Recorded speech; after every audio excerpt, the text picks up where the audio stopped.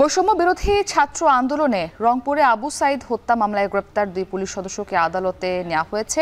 সকালে কড়া নিরাপত্তার মধ্য দিয়ে এএসআই মোহাম্মদ আমির হোসেন ও সুজন চন্দ্র রায়কে আদালতে নেয় পিবিআই। এই বিষয়ে সবশেষ জানাতে আমাদের সঙ্গে যুক্ত হয়েছেন সহকর্মী মোকাররম হোসেন। আমরা বিস্তারিত জানবো তার কাছ থেকে। মোকাররম, জানতে চাই যে আসামিদেরকে আদালতে তোলা হয়েছে কিনা এবং এই বিষয়ে সবশেষ বিস্তারিত কি তথ্য আছে আপনার কাছে? মুক্তি, কঠোর নিরাপত্তা এবং গোপনীয়তার মধ্যেই কিন্তু আবু সাইদ হত্যা মামলার অভিযুক্ত দুই পুলিশ সদস্যকে আদালতে তোলা হয়েছে এবং আদালতে তোলার পরে জানিয়ে রাখি, রিমান্ড শুনানির মধ্য দিয়ে আসলে তাদের 4 দিনের রিমান্ড মঞ্জুর করেছে মুখ্য মহানগর আদালত এবং 4 দিনের রিমান্ডের পরে তাদেরকে আসলে পুলিশ হেফাজতে নেওয়া হয়েছে এবং পরবর্তী কার্যক্রম আসলে চলমান রয়েছে।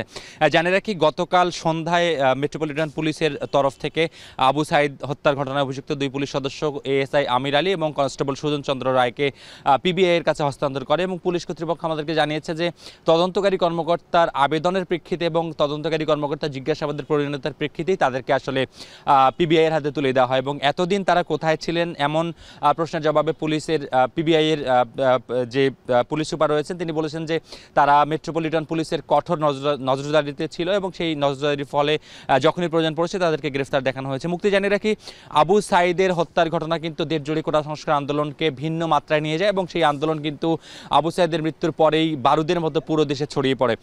এরপর থেকেই যে ভিডিও ফুটেজটি ভাইরাল হয়েছিল সামাজিক যোগাযোগ মাধ্যমে, যে একজন পুলিশ সদস্য মাত্র 15 মিটার দূর থেকে আবু সাইদকে গুলি করেছে এবং সেই ঘটনার পরে সামাজিক যোগাযোগ মাধ্যমে ব্যাপক সমালোচনার সৃষ্টি হয় এবং সেই পুলিশ সদস্যকে দ্রুত আইনের আওতায় আনার দাবি ওঠে সারা দেশে এবং এরপরেই কিন্তু একটি নাটকীয় ঘটনা ঘটে। পুলিশের পক্ষ থেকে একটি মামলা দায়ের করা হয়, সেই মামলায় কিন্তু পুলিশকে দায়মুক্তি দিয়েই কিন্তু সেখানে অভিযোগপত্র দাখিল করা হয় এবং সেই এফআইআরে বলা হয় যে ইট পাটকেলের আঘাতে আবু সাইদ নিহত হয় এবং একাধিকবার 5 আগস্টের আগে পুলিশের তরফ থেকে জানানো হয়েছিল যে রাবার বুলেটের যেই গুলি সেগুলির আঘাতে আবু সাইদের নিহত হওয়ার ঘটনা ঘটেনি এবং পুলিশের তরফ থেকে বারবারই পুলিশের সম্পৃক্ততার ব্যাপার অস্বীকার করা হয়েছিল। অবশেষে পুলিশের দুই সদস্যকে গ্রেফতার করার মধ্য দিয়ে মূল অভিযুক্তকে আসলে আইনের আওতায় আনার যে প্রক্রিয়া সেটি শুরু হলো।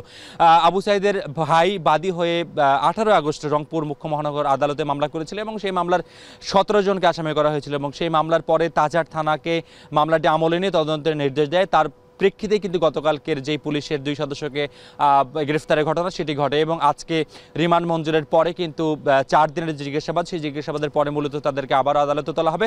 তারপরে জানা যাবে যে সেই পুলিশ হত্যার ঘটনায় তাদের সম্পৃক্ততা কতখানি ছিল, তারা ঊর্ধ্বতনের অর্ডার পালনের জন্য তাদের কোনো ধরনের দায় ছিল কিনা, নাকি গাফিলতি ছিল কিংবা অতি উৎসাহিত হয়ে তারা নিজেরাই গুলি করেছেন কিনা সেই ব্যাপারে বিস্তারিত জানা যাবে। তবে আবু সাইদের হত্যার ঘটনায় রংপুরের বেগম রোকেয়া বিশ্ববিদ্যালয়ের শিক্ষকরা সরব ছিলেন। তারা সেই শিক্ষকদের পক্ষ থেকে কিন্তু বারবার পুলিশদেরকে অভিযুক্ত করে তদন্তের দাবি জানানো হয়। একই সঙ্গে রংপুরে বৈষম্য বিরোধী ছাত্র আন্দোলনের তরফ থেকেও বারবার সেই দাবিগুলো করা হয় এবং একই সঙ্গে সারা দেশের যে মানবাধিকার কর্মীরা রয়েছেন তারাও কিন্তু সেই পুলিশ সদস্যদেরকে আইনের আওতায় আনবার জন্য দাবি জানিয়েছিল। তবে তাদেরকে কেন এত দেরিতে গ্রেফতার করা হলো, যেখানে 5ই আগস্ট সরকারের পতন হয়েছে এবং পতনের পরে নানা খাতে সংস্কার হয়েছে, সরকারের অনেক ধরনের গত সরকারের আমলের হাই কমান্ডের নেতাদেরকে গ্রেফতার করা হয়েছে এবং প্রশাসনের ঊর্ধ্বতন কিছু কর্মকর্তা গ্রেফতার করা হচ্ছে, সেখানে যেই অভিযুক্ত পুলিশ সদস্যদের অভিযুক্ত হবার ঘটনাটি একেবারে প্রকাশ্য ছিল এবং সেই ভিডিও ফুটেজ দেখে সবাই ধারণা করেছিলেন যে অতি উৎসাহী হয়ে সেই পুলিশ সদস্য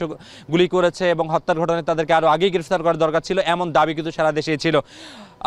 আজকের আদালতের যে সবশেষ খবর এই ছিল রংপুর থেকে এই মুহূর্তে আবু সাইদ হত্যার ঘটনায় অভিযুক্ত দুই পুলিশ সদস্যের রিমান্ডের যেই আবেদনের প্রেক্ষিতে রিমান্ড মঞ্জুর, সেই মঞ্জুরের সবশেষ খবর। মুক্তি, আমাদের সঙ্গে যুক্ত ছিলেন সহকর্মী মোকাররম হোসেন রংপুর থেকে। আমরা জানছিলাম যে বৈষম্য বিরোধী ছাত্র আন্দোলনে রংপুরে আবু সাইদ হত্যা মামলায় গ্রেপ্তার দুই পুলিশ সদস্যকে আজকে আদালতে তোলা হয়েছে এবং তাদের রিমান্ডও মঞ্জুর করা হয়েছে, সেই বিষয়ে তিনি সবশেষ আমাদেরকে জানাচ্ছিলেন।